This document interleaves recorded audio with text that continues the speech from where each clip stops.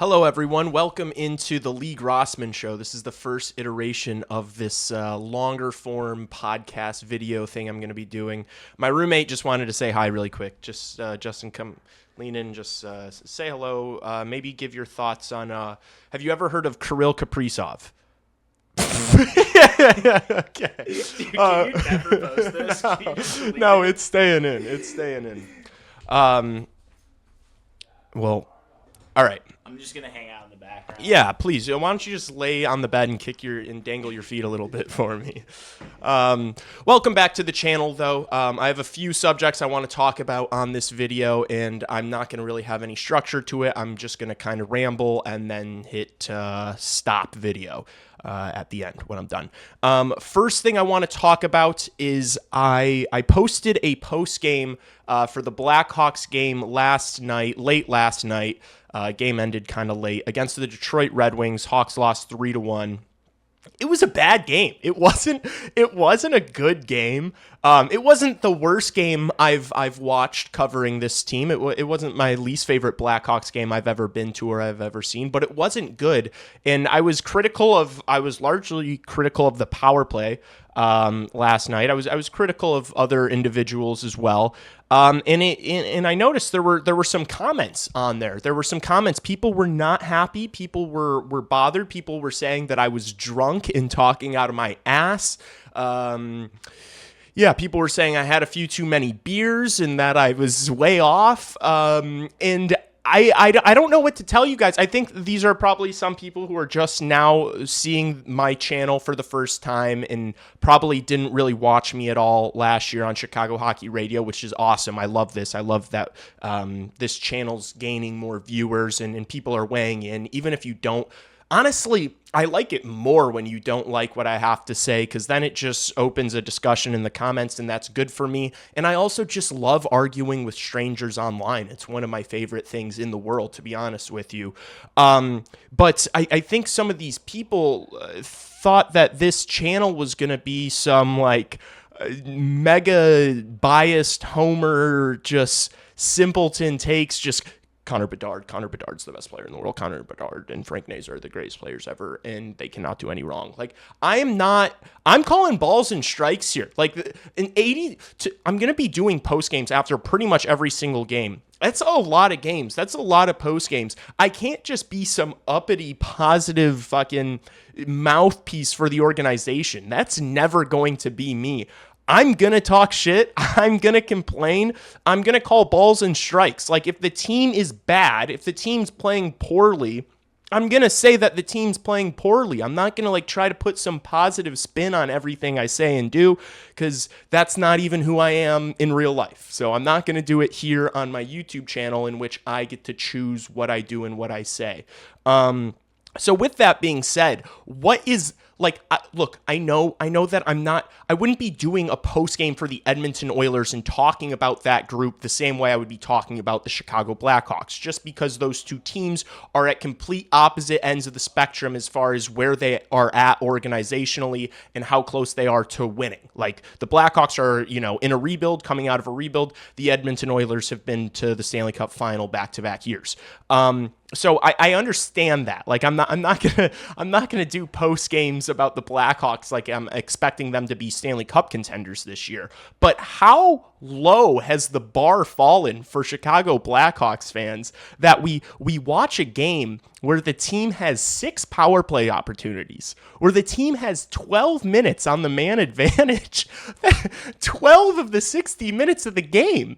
The Blackhawks were on the man advantage, and they lost that game by 2 goals. They lost 3-1 in a game where they had 6 power play opportunities. That's not good. Like, what?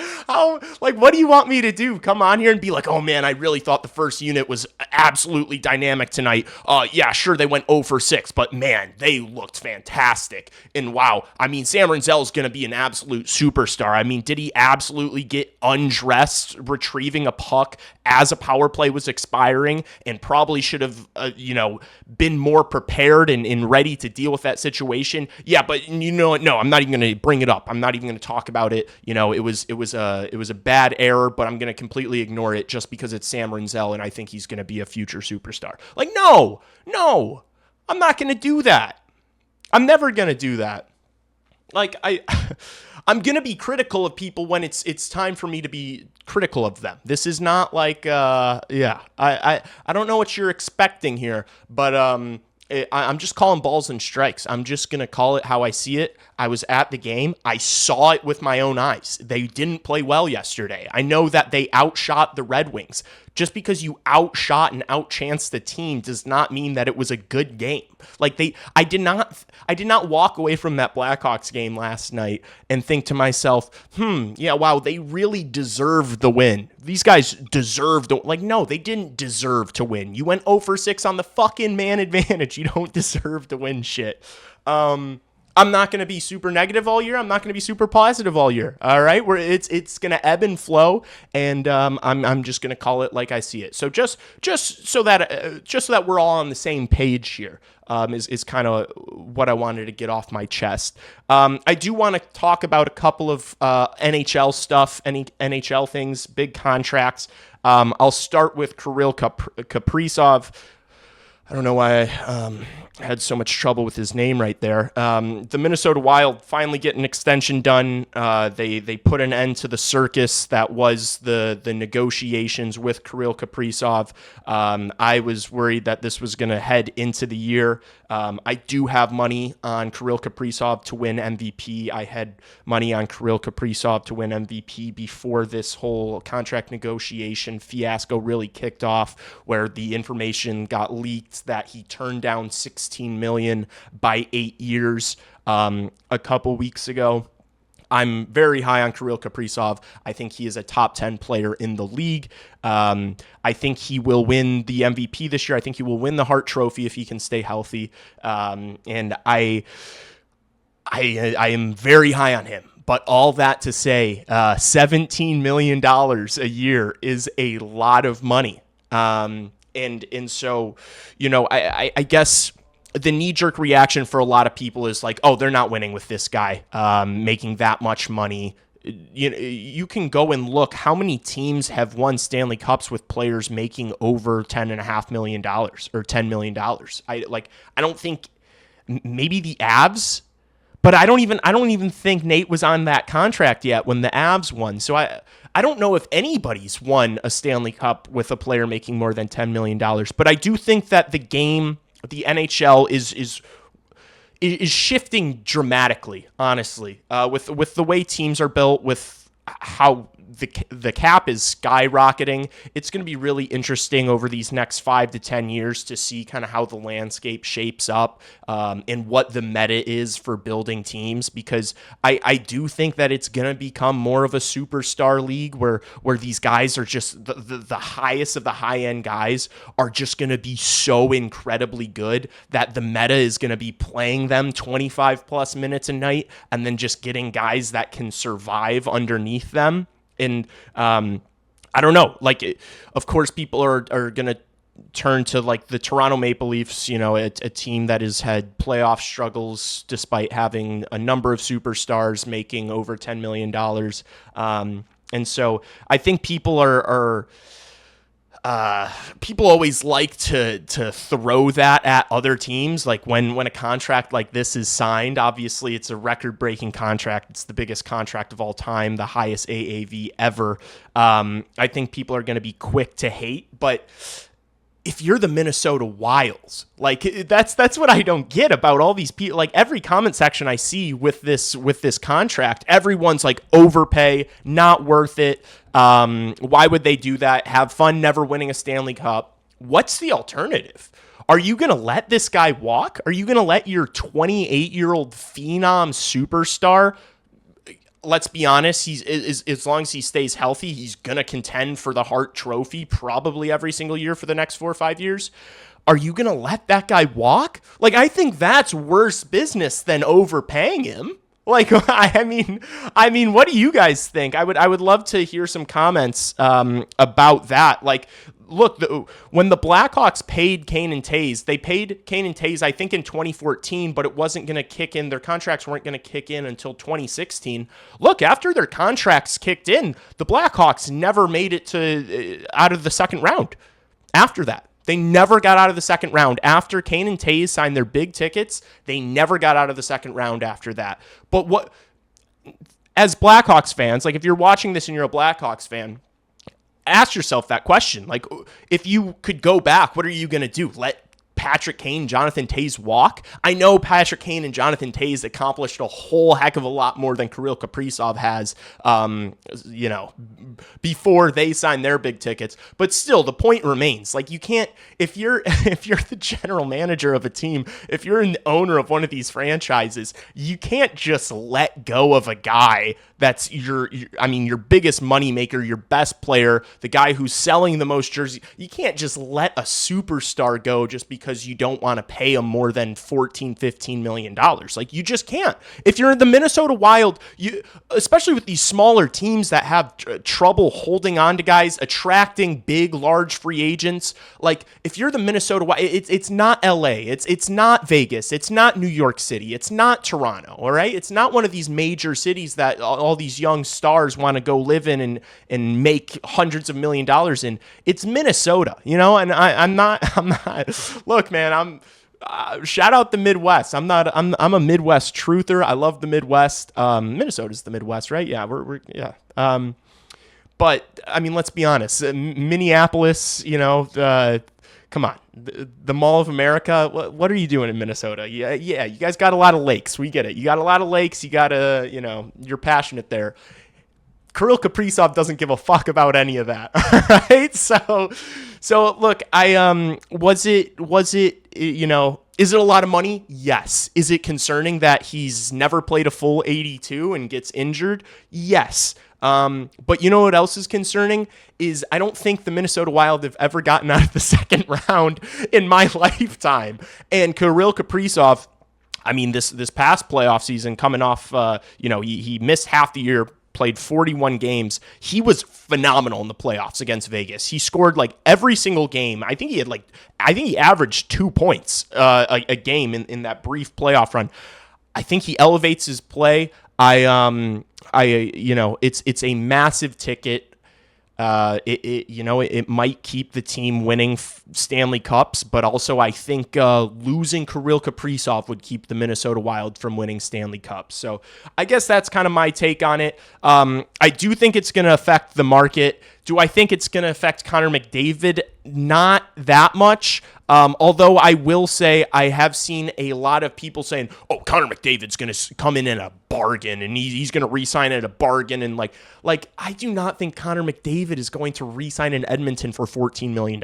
Like, I do not think it's going to be that low. I think it's going to be $17 million, 8 years like Kirill Kaprizov? No, I don't think it's going to be that either. But I think he's going to come in around the 16 mil range for a short bridge deal, either 2 to 3 to 4 years. And it's probably going to happen at the end of the year, unless they absolutely stink or, get bounced early from the playoffs. I could see him dragging it, and then I see him re-signing for a decent-sized ticket, not too much term. That's kind of how I see it going with Connor McDavid. I don't think that these two are linked as much as people think they are, specifically from Connor McDavid's standpoint. Maybe Kirill Kaprizov was holding out and was like, oh, maybe we'll see kind of what Connor McDavid does. But even so, I don't even think Kaprizov gives a fuck because Kaprizov actually doesn't give a fuck, because why would you sign a $17 million deal when Connor McDavid signing for less is completely and utterly in the realm of possibility? Like, it is very likely that Connor McDavid signs for a little less than Kirill Kaprizov.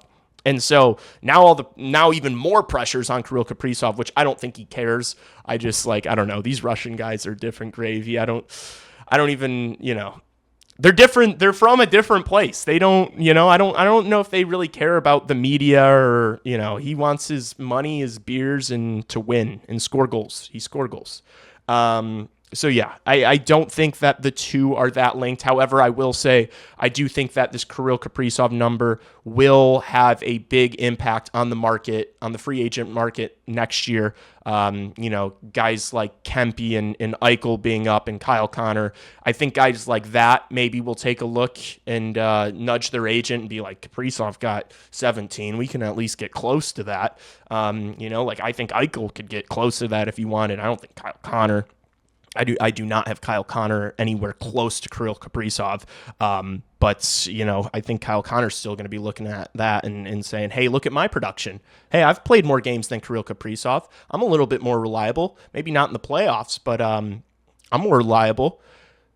I want to be close to 17. I do think that's likely. But look, I don't care. I don't care. I want these guys to get paid. I'm not a weird hater where I'm like, maybe I'd feel different if I'm a Wild fan. I'd maybe be a little bit like, come on, dude. Like, really? Now you, the next highest paid player on the Wild is making like $11 million less. Like, I don't know. I don't know how those locker room dynamics go. I've never been in an NHL locker room, so I don't know what it's like when you're sitting next to a guy that you're playing on the same line with, but he's making 10 million more fucking big ones than you every single year. I don't know what that does to the human psyche. I don't know if it does anything. Maybe it does nothing, but something to watch. I think the Wild are going to be really good this year. I picked them to make the playoffs. I stand by that. I think Kirill Kaprizov is going to have a monster year, and I hope he stays healthy. I love watching him play. I love watching Matt Boldy play as well. So we'll kind of see how that plays out. And then the other big contract news was Luke Hughes. This was from today. Luke Hughes finally gets the extension done in New Jersey. This was a 7-year, $9 million contract. Again, people just every single reply. This is like the simple. I hope if you take one thing away from watching my videos, don't be a simpleton online. Like, can you think critically about things? Like, as time goes on, you see Luke Hughes signs for $9 million. That's like, whoa, that's like a lot of money. How is he? And then you're like, wait, Quinn's making less money. Jack's like, he's the worst Hughes brother, but he's making the most money. Dude, yes, it's because Jack and Quinn signed their contracts a couple years ago, and now the cap is absolutely skyrocketing. You can't think about contracts in 2025 and on the way you thought about contracts 2024 and previous to that. Like it's a completely different time that we're living in with how much the cap's going up. You don't have a small little pea brain and just be like, overpay. Like, you're an idiot. All right, like it's not an overpay. Like who knows? Like in 5-6 years, what is $17 million? What caliber of player is going to be making $17 million in 5 to 6 years? I think it'll still be a decent chunk of change. Don't get me wrong. I don't think that we're going to see third liners making $17 million. That's not what I'm saying. It's just as time goes on and the league expands and the game grows and the cap goes up and inflation and the assets are being overpriced. This isn't just hockey. This is the economy, right? Like, we're seeing a massive rise in asset prices. This is not just the NHL. So let's take a deep breath before we're like, overpay. It's like, no, maybe a promising young puck moving defenseman just costs $9 million now. All right. No, I'm just kidding. It is a little bit of an overpay. After I go on that long-winded spiel, I do think that the Luke Hughes contract is a bit of an overpay, but they're gambling. It's, it's a bit of the name. They want Jack Hughes. They want to try to convince Quinn. I promise you they want to try to convince Quinn Hughes to come to the New Jersey Devils after his contract's up in Vancouver. I think that they looked at the situation and were like, kind of same thing what I was talking about with the Wild. There's no way we're going to let this kid walk because you don't know what kind of ramifications that's going to have for Jack and etc. So it's a gamble. They're expecting him to become a true number one defenseman. In my opinion, he hasn't been that yet. I do think that Dougie Hamilton being there, who's, by the way, still on, he's Dougie Hamilton's still getting paid $9 million for the next 3 years too. So I don't really know what the situation in New Jersey land is going to be with those two. But I think they're hoping that Luke Hughes is going to be an absolute superstar, and they just don't feel bad about paying him the money now because, as I just mentioned, in 3-4 years, $9 million is going to be, third, fourth defenseman money. That really could be the case. That really could be the case, which is I like that. I'm all for these guys getting paid. But look, could this backfire? Yes, absolutely. It absolutely could, because now you're strapped in with this guy, and what if he doesn't have that kind of tenacity to win? It's yet to be seen if any of the Hughes brothers are winners, for that matter. I do think that Quinn's got that dog in him. He's got that darkness in his eyes. I don't know if I see it in Luke the same way I do with Quinn, but obviously, Luke's a few years younger, bigger frame, a lot more growing to do. But we'll see. I understand making it. I understand getting this deal done from a New Jersey Devil perspective. You don't want to lose the Hughes brothers. The idea of having all three, I'm sure, is an absolute dream. And so you don't want to risk that. But yeah, it's a gamble. It is. It really is. 7 years, $9 million.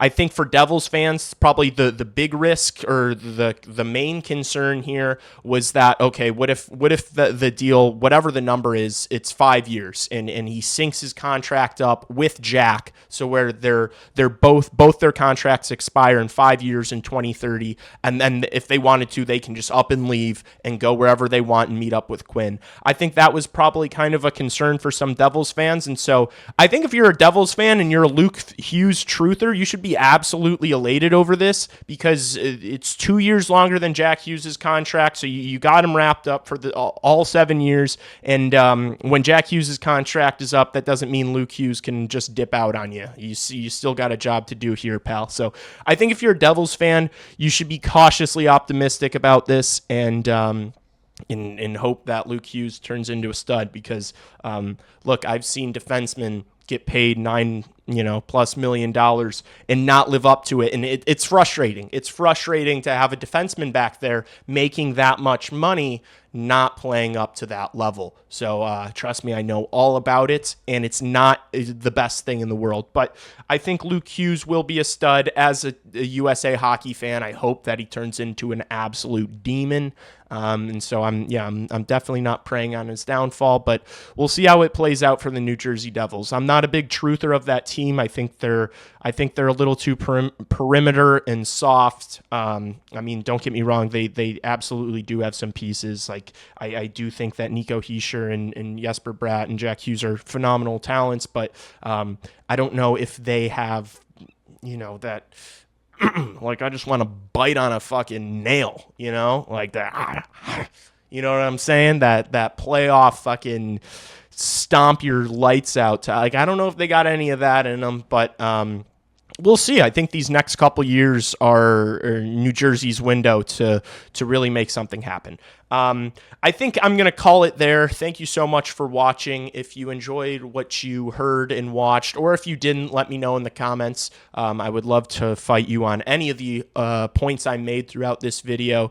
But yeah, if you did like and you want to watch more of this kind of content, please hit that subscribe button. That would be greatly appreciated, and like this video. I don't need to ask for anything more than that. That kind of stuff helps me out a lot. So if you wouldn't mind doing that, I would greatly appreciate it.